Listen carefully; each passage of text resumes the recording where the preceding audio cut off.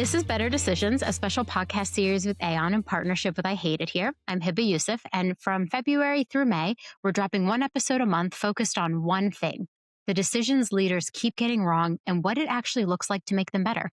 Let me set the stage for today. Organizations have more data than ever before. Dashboards, engagement scores, productivity metrics, predictive analytics, you name it. Yet somehow the decisions we make about people still feel reactive, political, or even disconnected from what the data is actually telling us. This episode is about closing that gap. Today, I'm joined by Doug Melton, and we will dig into one big topic, why organizations struggle to turn people data into real decisions and where the breakdown usually happens. Doug, welcome to the pod. Excited to be here. I love to talk about people. Okay, well, tell me a little bit about yourself. So as background, by title, I head up our human capital analytics. And most recently, I've transitioned from leading human capital analytics to being our global commercial officer. So in a nutshell, when I do introductions, what that basically means is I use data to understand people problems. And most of my career has been anchored around sort of three types of workforce problems. And that is, how do you make employees more healthy? And that's both physical health, mental health, as well as financial health. I know you recently had a financial fitness podcast series. The second one is around making sure you improve their performance and make them productive. And then the third area in which we've used analytics, again, helping global workforces, is around retention. So if you think about that concept, is like if I make sure they're physically, financially, emotionally healthy, and I got to invest in that as an employer, and then that should translate into a high performing employee or not. And then if I invest in those two buckets and I let them go work at the competitor across the street, then I've lost out on my ROI. And so we do a series of analytics that looks at what we call sort of whole person health to be able to help the workforce and whatever direction that a CPO or CHRO or CFO wants to take. So that's my background in a nutshell. I love that. I don't know if they told you this, but I am like a data nerd. So I just have had this obsession with data. I worked at a business intelligence company ages ago, and my love of data really started then. But I feel like it's a way to connect like the anecdotal things I'm seeing with like real hard facts that then nobody can disagree with, right? Because there's nothing worse than HR being like, I think we have a problem, and then not being able to justify why you have that problem off of more than just like a gut feeling. So I am so excited to talk to you today. I'm going to geek out with you on a few things that we see across organizations. And where I want to start the conversation is around why organizations struggle to turn people data into decisions and where that breakdown actually happens. Absolutely. Let's start there. And welcome to the Geek Club. I've got a white coat over there on my closet, and I've got a pocket protector I will overnight you as well. So I can't wait. Yeah. So the great question is, organizations think about how do I actually take action on data? We typically like to deploy a framework to actually be able to do that, because some just get excited about the data, some get excited about the analytics, others get excited about this new insight that will be novel and compelling and will be able to answer a question they historically have been able to do. So our framework is really simple. Sort of step one is like, let's define what the business question is. Let's simply define what question that we're trying to answer. Normally, when you get a group of senior leaders around a room, you might think you're answering a simple question is like, hey, we want to make sure all of our new entries employees know what our mission statement is, because we feel like that can help them be better employees. So if you ask them, that's what we're actually trying to do. My guess is everybody will have a different answer to that question. So the first one is, what is the business question we're trying to answer? Then the second one is, what's the data that we think we need to be able to answer that question credibly? We will never have all the data that we need. We'll talk about that a little later to answer that question. But what do we think is the minimum viable data that we would need to have, and how long will we need to have that data as well? So it's not just data, but how long we need to have it. And then the third question is to actually make an action. So if you have the data, you have the question, you have the data, you run the analysis, you produce these insights. But one of the operative words you used was actionable insight. And that's where we kind of get stuck, because it might be an insight, but it may not be actionable.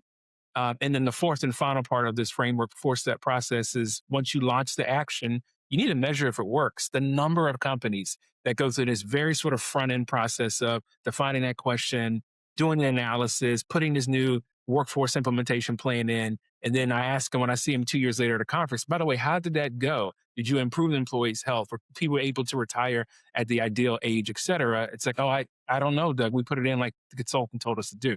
So on the back end, we have sort of continuous improvement, continuous learning as the fourth step of that process. That's how you make sure actionable analytics actually drives value and you can measure it on the back end. Yeah, I've met so many people who don't do the measure it ongoing, where they're just like, I don't have time for that. We implemented it and we think it'll work. And I'm like, but if you don't check in every 6 months, every year, every quarter, whatever cadence you're on, how are you ever going to actually know that what you did is successful? That's correct. That's correct. We call this building out a muscle. I mean, we're going to talk about it throughout this. It's like you want to build out this muscle of continuous learning. And oftentimes, again, that muscle that you need to do to continuous learning is not the data or technology, it's the behaviors and the patterns and the sort of process that you put in place for you and your division or for a full company. Sometimes when I talk to HR leaders about being more data focused, I hear the response like, oh, but I'm like not technical. And I'm always like, what do you mean? Like it's just data. Like there's so many tools out there that can help you, like people who can help you understand it. You don't I'm not saying you have to go code things or learn a different language. You are just looking at the data. And so I think one of the interesting things where I see people really struggle to turn like data into decisions is just this fear of actually understanding the data. And so like do you think that a lot of people struggle there or do you think it's more about like making the decision from the data? You have to pick one. Ooh, that's a hard one. I know. And not to put you on the spot. I would go with the latter. It's making the decision from the data because usually when you have to make that decision, I mean, this like take this out of artificial land and go down to something very serious. One thing right now is the use of AI, right, and specifically AI within the workfloor. So workforce. So we are currently working with a large hotel and hospitality management company. And they're specifically looking at two types of their workforce: one, front desk greeters, and then two, individuals that work in the restaurants. And they're asking themselves, what part of the workflow do we want to actually put AI in so we can take that individual out, not replace them, but have them focus on higher value human points of input. And when we talk about those questions, the places where we're putting AI in there might be an area where it slows the process down. So the short order cook, for example, my average need 14 minutes to make a high quality steak. And if we put the AI in there, it might actually go up to 18%. So the steak is better, but it's only because there's other things that they're doing at the time, maybe preparing some other set of food, et cetera. Might be a bad example, but so what it is, it's hard sometimes to make the decisions because the actions you're going to take can adversely impact you, even if it benefits you in some other area part of the business, meaning you can actually make more food on an average basis. So that's a real example of how people are insight rich but actionable poor, in case those Ooh. actions actually drive something that leads to an adverse outcome. That is sorry that I like gave my ooh because that's like such a quotable moment and it will be stuck in my head. Insight rich but decision poor because it you're right. I thought the example was actually perfect because some you might make the wrong with all those insights, you might make the wrong decision to take it longer to get the guy to make the steak, but you know, the steak might actually end up being better. So then you have to do these trade-offs. And I think a lot of ways we like struggle to make those trade-offs. But something that I think is super important is having agreement if you're thinking through all the outcomes and the trade offs that you might make. So, what are some ways you've seen leaders come to agreement on outcomes and how they're being measured? Some of the ways that I've seen agreement on outcomes being measured has been on scenario playing. So we can actually talk about that. Like, what would we do if it was different? So, for example, and what I mean with scenario plating, meaning let's all get in a room and before we put 6 9 months into a $700,000 engagement, let's actually just let's assess the outcome. So, as an example, there is a large IT company that we were working with that was dealing with a high set of male based psychotic attacks, meaning they had no mental health provider and they were for having a mental breakdown. And so we all kept saying to ourselves, well, if we give them a virtual health benefit, what would that do? If we gave them one extra PTO day so they have more time for wellness, what would that look like? We kind of went through all these scenarios and we said, look, before we go through the analysis, let's do it.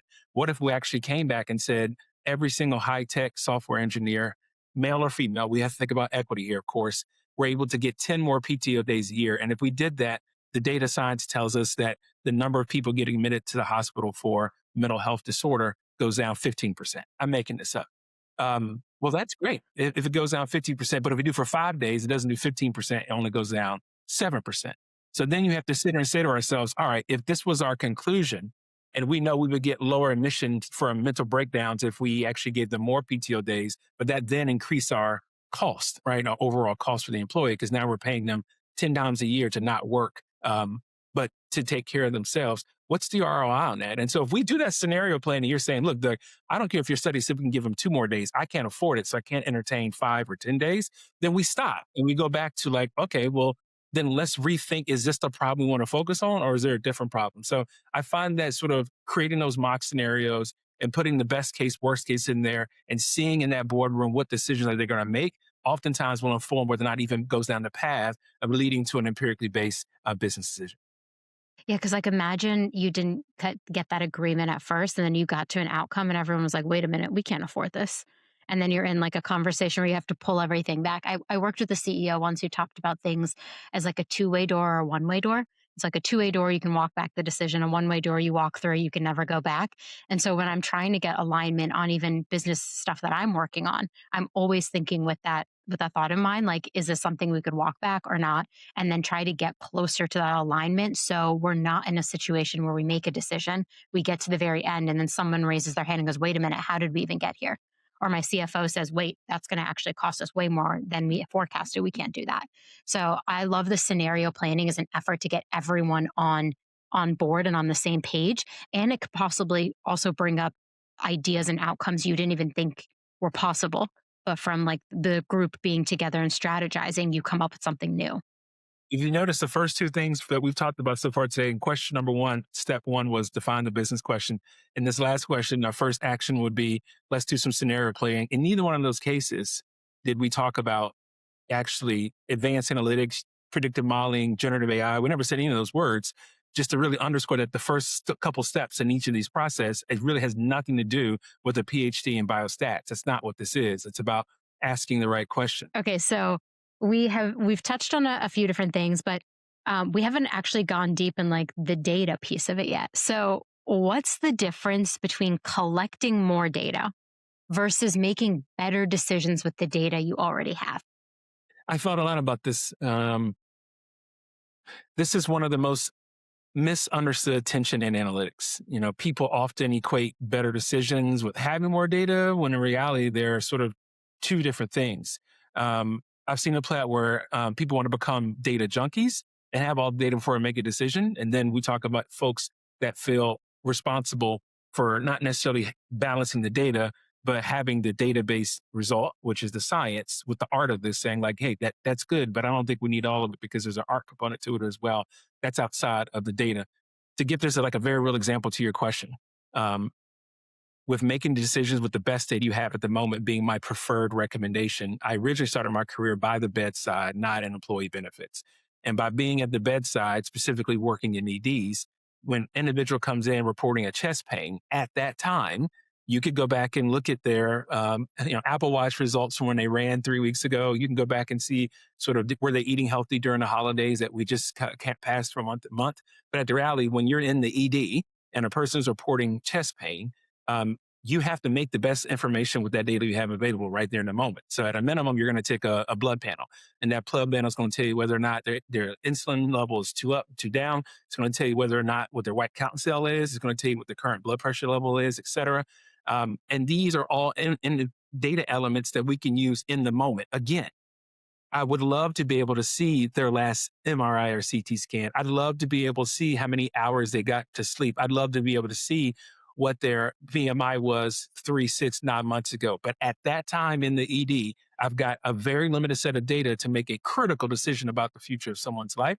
And so that's an example where you're not going to be data rich and you got to make the best decision with this little bit of information as possible. I've seen the inverse of this where we are trying to make decisions with things like gene cell therapy, just staying in medicine, for example. And historically in medical drug trials, you might go 2, 3, 4, 5 years before you sort of get that FDA approval.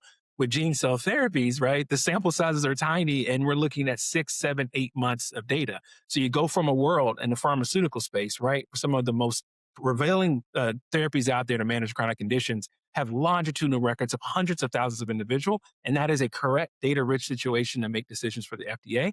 But now, because we now and looking at things such as Yeah, gene and cell transplants, that puts us in a situation where we're going to have to act on limited data. Neither one are both bad. It's just the contextual relevance of what's the decision you have to make at the time which you have data available. So hopefully those examples make it real. I love that. Also, I'm just fascinated by you. Like the connection of like health to what you're currently doing is so interesting to me. Like it I often use the reference that HR feels like the doctor of an organization at times. Like we're always trying to figure out what are these symptoms, what are the root causes of these symptoms, how do I treat them?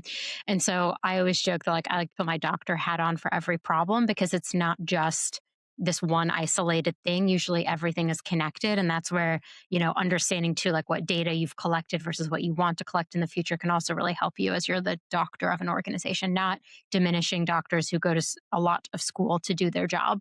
But I do think like sometimes it feels like we're the doctor of an organization. And I've definitely fallen into the trap where I'm like, oh, I need more data before I can make this decision. And now I'm going to start thinking to myself, okay, with my limited data, like could I make a better decision or do I even need anything more? Um, a big thing this brings up, and something I've written about a lot in the newsletter lately, is this idea of judgment. Because as we're looking at how AI is going to potentially reshape work and transform how all of us make decisions, the thing that it can't necessarily do for you is judgment. It can tell you, right, like this is a good idea or a bad idea, but you yourself have to have human judgment. So, what does good judgment look like when potentially the analytics actually conflict with leadership intuition Oh, or the business pressure, so right? yep. Hey, right. Yeah, yep. This is where the art meets This the is science. life. Yeah. Uh, well, art meets science plus opinions, prior experiences. So leaders have these opinions. They have prior experiences that shape their intuition. There's unspoken incentives. There are constraints in the room that some know about and others don't know. And so, what the right path look like is always not clear. But I would Mm, say in these moments, good judgment is not about pushing harder on the data or trying to win the argument analytically. That's not it. It's recognizing that analytics doesn't operate in a vacuum. It sort of operates within sort of these human systems.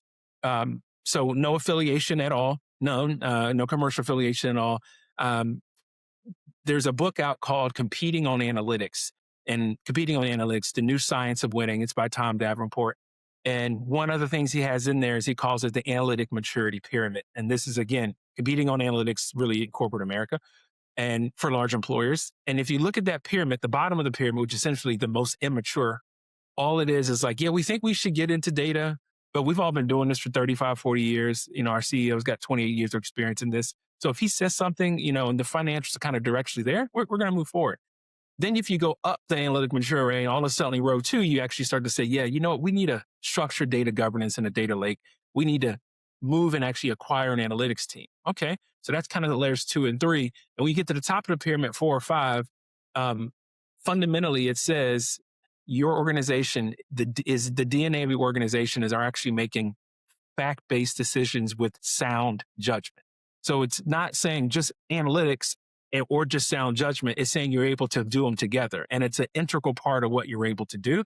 And that's where you actually are able to get to this the business pressure is less because you all are sort of working with the analytic mature mind and you're doing it in the context of you made decisions before in the past and you can learn from it. So I guess to answer your question, it's that pyramid that kind of shows where an organization can get to so that you're balancing sound judgment and reason with empirical set of facts, right? And very often you get an organization getting both theirs. By the way, the top of that pyramid, the opinions and the prior experiences and others become less of a role than someone's point of view.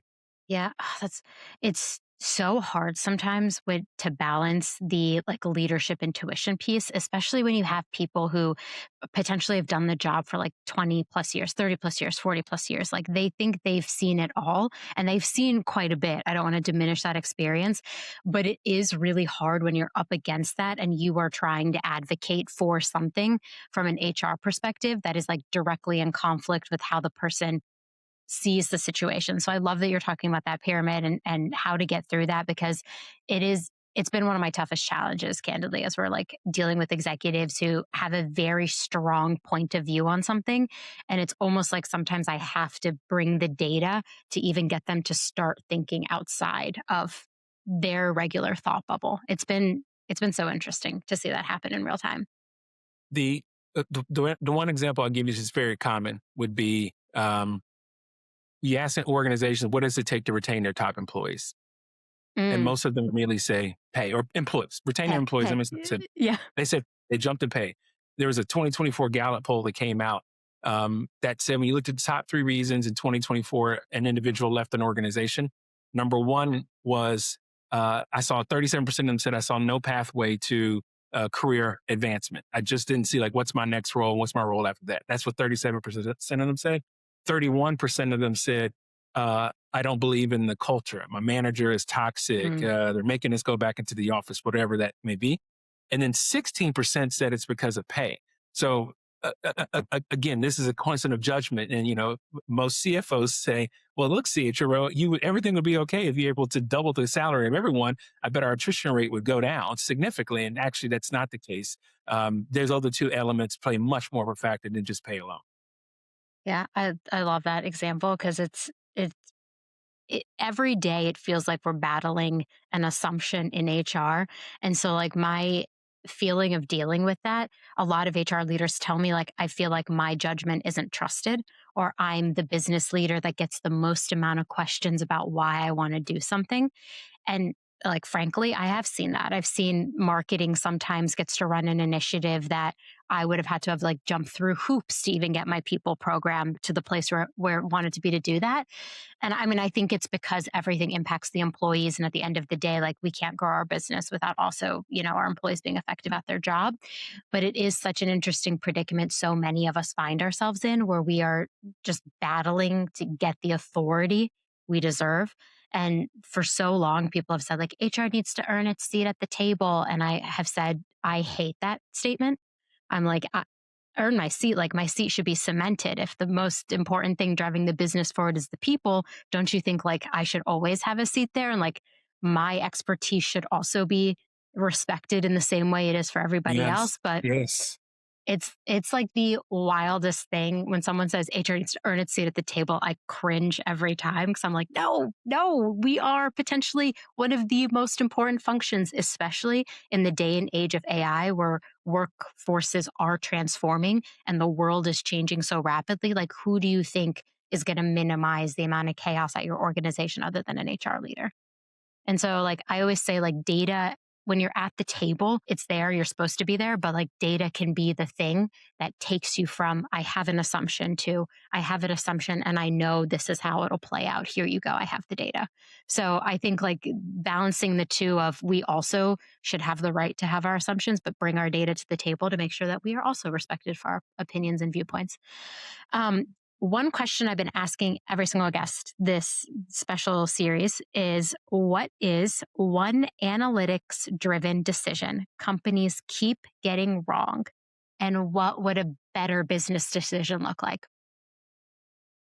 I know Uh, I've been asking you a lot of loaded questions today. oh, yeah, yeah. I've Yeah. been giving you like I've been like, I'm going to go in. Uh, thinking about taking this vest off. Honestly, it's getting kind of warm here, but this like, uh, Doug's getting grilled. That can be the title of the episode. we can do that. We can do that. Maybe let's time box it. I'd say in the I mean, there's the one question that, and maybe I'm time boxing it because the last 6 years has felt a lot longer than what maybe like dog years because of everything we've gone through. Yeah. So I would say in the last 6 years, at the root of it, where we've seen companies keep getting it wrong is decisions around what makes I make sure I get the optimal employee performance. The outcome again is what set of situations do I need to provide in order to get the optimal performance of my workforce. That's the one I keep getting consistently wrong. So first, when COVID kind of first happened in 2020, it was the great debate about working from home or not working from home. Then we came out of that, and it was a great debate about the Great Recession. And then again, it was Hmm. around questions around, well, it depends. I care about, maybe I'm less concerned about a Great Recession if my best employees are the ones that are leaving, and not the ones that are leaving. Then we kind of came out of that, and you start to see things like, oh, the advent of AI, how does that play a role? Last year, a big push on the use of GLP. We think GLP not only improves health, but improves employee performance. And so there are more questions around performance and medical cost trend. And then this year, sort of front and center for us, sort of taking a page out of North America, thinking about Europe, pay equity and pay transparency, again, in the context of, okay, if I get to these levels of equity across gender with pay, does that equate to better performance? So the one theme that we keep getting, and we're answering with different lens and slices, and we're not always getting it right. Some are, I'm not saying it's all, universally, is around what are the right decisions around maximizing employee performance. And so one of the tools that we've been able to sort of, or not even the tools, approaches that we've been able to use is look at total rewards optimization through the lens of performance. Okay. And really very simply what that does is it says, okay, look at your top performing employees and put them on the board, and then take your lower performing employees and put them on the board as well. And then we're going to go back to sort of the 80s in which you had a dial. If your dad was playing his records downstairs, you have a dial that you could Or go me. sort of up and down on also the bass, et cetera, the treble. We're going to do that. Instead of it being basic, treble, et cetera, we're going to call it uh, uh, increase in salary. We're going to call it increase or decrease in PTO. Are we going to make the health benefit richer or lesser, lower deductible or increase it? Is the pharmacy benefit get lower deductible? We put all these things on the left side of the page: PTO days, pet insurance, you name it, we put that on the dial. And as you start to change the dial, you'll see if higher performing employees, for example, we notice if there's a equity incentive associated with their role, they're more Mm. likely to stay. But if you look at some of the lower performing employees, equity incentives are less attractive. What's more attractive to them are very rich benefits and a lot of benefits that support family planning, such as IVF or such as dependent caregiving. As an example, some of the lower performing employees would prefer that over equity and incentives. And so I'm getting back to you. What do you keep seeing companies getting wrong? Most of the time, companies get that wrong because there is no universal decision for how to get to employee performance. There is no universal single decision on how do you optimize employee performance. And so it has to start to become a very consumer centric approach. But it's fiscally hard for clients to do that because then you could adversely be giving people different benefits, which might put you at sort of a legal risk. But then vice versa, even if you wanted to give differentiated benefits based on employee performance, that's going to be an overly sized amount of investment you'll have to do in order to make the benefit lower. All right, as well as make the equity incentives for your high performing employees. And so that one is the one we keep getting wrong. And I think the biggest reason why it's getting wrong is actually not the fancy analytics I just described. It's because of the inability to measure some of those stats I gave you earlier about the Mm. Gallup poll. Whether if it's a toxic manager, if that's not self-reported, you won't see it. If that is no career path, I might be intrinsically not motivated to do it. So it has nothing to do with pay. It's just I'm not intrinsically motivated. You don't know if Doug has been a self-quitter at work unless you're documenting that in some database and he's providing self-reported data for you. So I think the answer to why measuring employee performance is typically wrong is you need to be able to, that answer is not universal, so it changes for every employee. And then B, in order to answer with precision, you need to move away from the quantitative data and then add some of the qualitative perception data in order to get sort of a universal answer around that. So that's why it's so hard to answer that performance question. I know. Ugh, I'm sorry I asked it, but that all you just gave us so much good food for thought, though, as we are thinking about performance and measuring and making better decisions around that. It's something I think about a lot. Where like in this age of personalization, I've given this reference so many times, but like you open Netflix and Netflix tells you like the next 5 movies you should watch, and every time, without fail, I'm like delighted that it picks movies that I would watch. And I'm like, oh my God, it picks movies that I would watch because it knows I'm the one watching it. And so I think about that too as we talk about how do we make better decisions around like benefits, well being, all of that stuff, because we are such in this age of personalization that like what looks like it might drive a better outcome for me might be something that actually doesn't drive a better outcome for you. So as we're thinking about these better decisions in the future, how do we account for the fact that like different people want different things? I'm sorry, I didn't mean to add a follow-on question to my big through line question, but I'm so curious because you were talking about that dial and maybe the dial is 10 on one thing, 12 on another for me. And for you, it's 50 on one thing and then 5 on this thing. So how do we accommodate for that in the world of like personalization? Well, let's connect it to one of your other questions. It's about sort of judgment. So, do we think that it's best for our company's performance, particularly around growth, for us to take the discretionary cash we have and put it towards those elements of the dial that makes our top employees want to stay. And therefore, Mm, we divest in the other parts of the dial and bring those down for where we may not want employees to stay, and therefore the benefits not attractive. So that's how you get there. I mean, it's the uncomfortable conversation. There's only so many for every $1 I invest. Where do I get the greatest benefit? That's the macro question. And unfortunately, that not all employees will equally benefit from that $1 invested. yeah, But that's a good these are point. businesses we're talking about, and I think Yeah. that's okay. Yeah, absolutely. And also I think it depends on like your employee population. Like our employee population at Workweek is like relatively young and healthy. And I think the benefits they want are quite different from maybe like an older or aging population. But it's brought up some like interesting conversations around what do they want? Like we haven't had a single employee ask about pet insurance.